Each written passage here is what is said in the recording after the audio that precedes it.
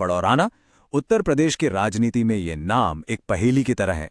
आज हम इसी पहेली को परत परत सुलझाने की कोशिश करेंगे। ये सिर्फ हार जीत के आंकड़ों की कहानी नहीं है, एक बहुत गहरी स्ट्रेटेजिक डीप डाइव है। तो चलिए शुरू करते हैं। अच्छा, तो सबसे पहले ये समझते हैं कि पड़रौना है कहाँ। जैसा कि हम देख सकते हैं, ये उत्तर प्रदेश के कुशीनगर जिले में है। देखिए, किसी भी जगह की राजनीति को समझने के लिए उसकी जमीन और वहां के सामाजिक ताने बाने को समझना बहुत जरूरी होता है। और पड़रौना इस लिहाज से एक बहुत ही दिलचस्प केस स्टडी है। 42,008 ये सिर्फ एक नंबर नहीं है, ये 2022 के चुनाव में जीत का मार्जिन था। इतना बड़ा अंतर कि कोई भी पॉलिटिकल स्ट्रैटेजिस्ट एक बार सोचने पर मजबूर हो जाए। असल में यही वो आंकड़ा है जो पड़रौना की इस पहेली को एक असली चुनौती बनाता है। तो हम इसे कैसे समझेंगे?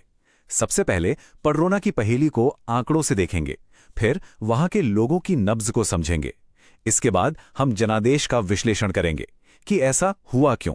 थोड़ा इतिहास भी देखेंगे और आखिर में आगे के लिए एक ब्लूप्रिंट पर भी बात करेंगे। ठीक है, तो सबसे पहले बात करते हैं पड़रौना की इस पहेली की, और इसे समझने के लिए जरा नंबर्स पर गौर करते हैं। देखिए, नंबर्स अपनी जगह हैं, पर नंबर्स के पीछे होते हैं लोग, वोटर्स।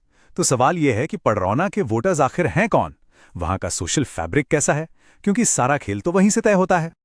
अब ये देखिए 2022 का वोट शेयर।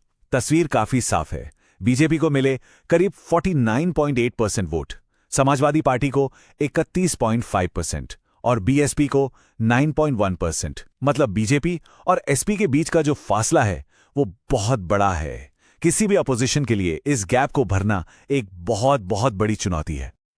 चलिए थोड़ा और गहराई में चलते हैं। जो जीत का अंतर था वो लगभग 18.3% का था।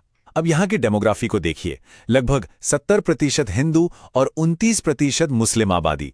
समाजवादी पार्टी का जो कोर वोट बैंक है, यादव मुस्लिम, वो तो है, लेकिन असली किंग मेकर जो चुनाव का रुख पलटते हैं वो हैं नॉन यादव ओबीसी वोटर्स। और जब हम वोटर्स की बात करते हैं तो ये याद रखना जरूरी है कि हर नागरिक की अपनी एक गरिमा है। भारतीय संविधान सबको ये हक देता है। एक स्वस्थ लोकतंत्र के लिए यह बहुत जरूरी है कि लोग बिना किसी दबाव के पूरी जानकारी के साथ अपनी राय रख सकें। ये सिर्फ एक अधिकार नहीं बल्कि एक जिम्मेदारी भी है। तो ये तो हमने देखा कि क्या हुआ, मतलब नतीजे क्या रहे। अब चलते हैं सबसे बड़े सवाल की तरफ कि क्यों हुआ। आखिर 2022 के जनादेश के पीछे कौन से फैक्टर्स थे?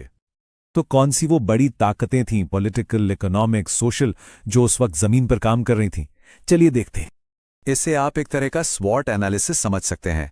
एक तरफ है स्ट्रेंथ्स और अपॉर्चुनिटीज, जैसे कि एक मजबूत स्थानीय चेहरा, कोर यादव मुस्लिम वोट बैंक और सरकार के खिलाफ कुछ हद तक एंटी इनकम्बेंसी भी। लेकिन दूसरी तरफ वीकनेसेस और थ्रेट्स भी कम नहीं थे, जैसे कि एक कमजोर कैंपेन, बिखरा हुआ संगठन और जाहिर है बीजेपी का मजबूत डेवलपमेंट नैरेटिव और उनके संसाधन। अगर हम बाहरी फैक्टर्स को देखें तो पॉलिटिकल लेवल पर त्रिकोणीय मुकाबले की वजह से एंटी बीजेपी वोट बढ़ गया। इकोनॉमिक फ्रंट पर यह गन्ना बेल्ट है तो कृषि संकट और बेरोजगारी बहुत बड़े मुद्दे थे। और सोशल लेवल पर, जैसा हमने पहले कहा, नॉन यादव ओबीसी वोटर्स का स्विंग होना और साथ ही व्हाट्सएप जैसे डिजिटल प्लेटफॉर्म्स का बढ़ता असर, ये सब बहुत निर्णायक साबित हुआ। कहते हैं किसी जगह का भविष्य उसके अतीत में छिपा होता है, और पड़रौना का चुनावी इतिहास बड़ा वॉलेटाइल रहा है। मतलब यहां की जनता ने हमेशा बदलाव को तरजीह दी है। इस टाइमलाइन पर एक नजर डालिए। 1993 में एसपी का बोलबाला था, 32% से ज्यादा वोट शेयर। फिर 2012 में देखिए, बीएसपी के स्वामी मौर्य यहां से जीतते हैं। ये एक बड़ा बदलाव था। 2017 में बीजेपी की जबरदस्त एंट्री होती है, लगभग 45% वोट के साथ। और 2022 में वो अपनी पकड़ और मजबूत कर लेते हैं, लगभग 50% तक पहुंचकर।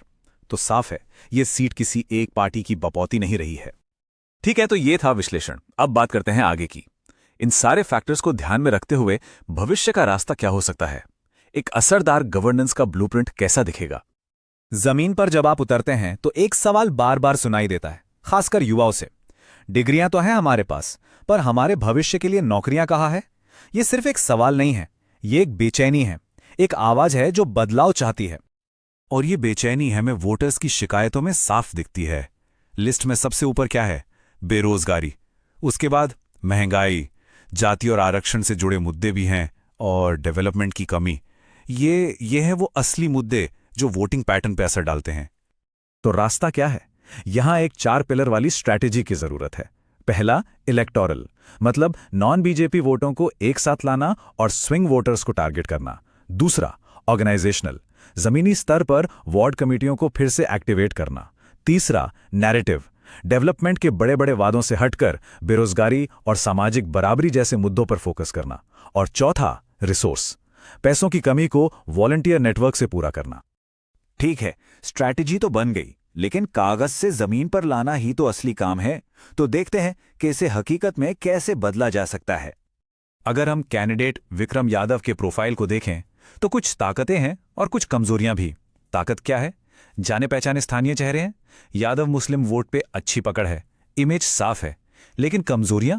उम्र ज्यादा है, 69 साल, कोई पिछला चुनाव जीते नहीं है, और सबसे बड़ी बात, युवाओं के साथ वो कनेक्ट वो शायद थोड़ा कमजोर है।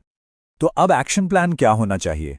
देखिए, 2 लेवल पर काम करना होगा। पहला, कैंडिडेट के लेवल पर, उन्हें युवाओं से सीधे जुड़ने के लिए टाउन हॉल जैसे प्रोग्राम करने होंगे, लोकल मीडिया का इस्तेमाल करके जमीनी मुद्दे उठाने होंगे। दूसरा, पार्टी हाईकमांड के लेवल पर, उन्हें स्टार कैंपेनर्स को भेजना होगा, जमीन पर काम करने के लिए रिसोर्स देने होंगे और डिजिटल मिस इन्फॉर्मेशन से भी लड़ना होगा। और जब हम डिजिटल दुनिया की बात करते हैं तो डेटा प्राइवेसी और सहमति का मुद्दा बहुत अहम हो जाता है।